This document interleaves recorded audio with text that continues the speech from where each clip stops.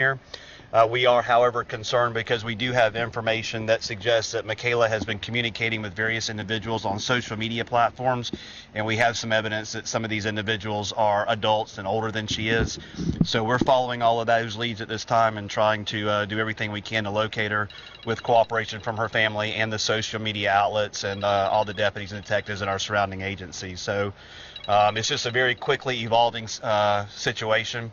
And, we're just following those leads as they come in. How hard is it with all this fog, too? Because I know it's one thing, you limit it with lights, but then you've got all this fog that is coming in. I know you guys have had drones in the air, and there's only so much that they can find with all this fog.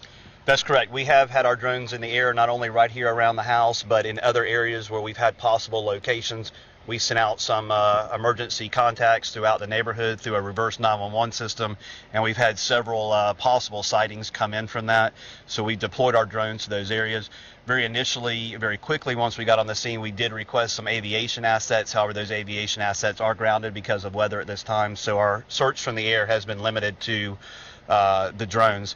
The information at this time in the investigation suggests, though, that she is likely not still in this area, that she is in the company of someone that she's been speaking to on social media. We do not have this person identified at this time.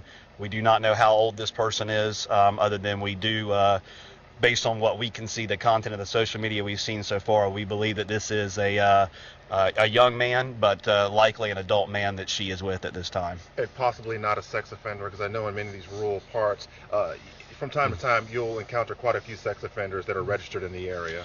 So one of the first things we always do in these cases with missing children is we follow the child abduction response team protocols, and one of the very first protocols under that system is we immediately make contact and account for all sex offenders and predators in the area. That has been done. We have no information to suggest that any of those folks have anything to do with this, but because we do not know the identity of the person, we don't even know if who she's been speaking to on social media is even from Putnam County. So that possibility exists, and that is something we have to be aware of, that she's in the presence of an unknown person. So we don't know what this person's all about, what their intentions may be.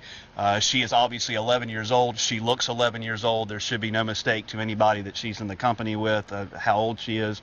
We have already met and spoken to several of her teachers, her classmates, and people along those lines to get any information that we can.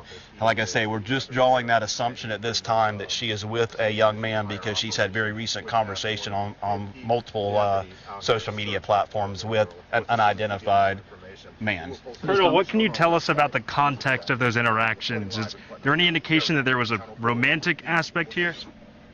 I don't have all of those details yet.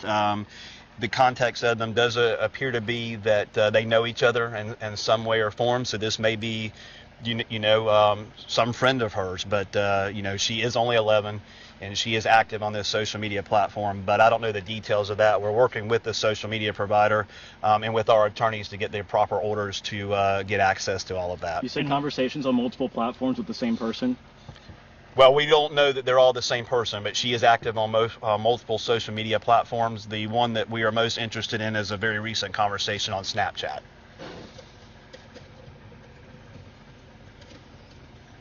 That's all right. Okay. All right. You said it was Colonel? Yes. His name? Joseph Wells. Joseph Wells. Oh, you have a good number to reach out? My cell, which is where I'll be out here tonight, is 386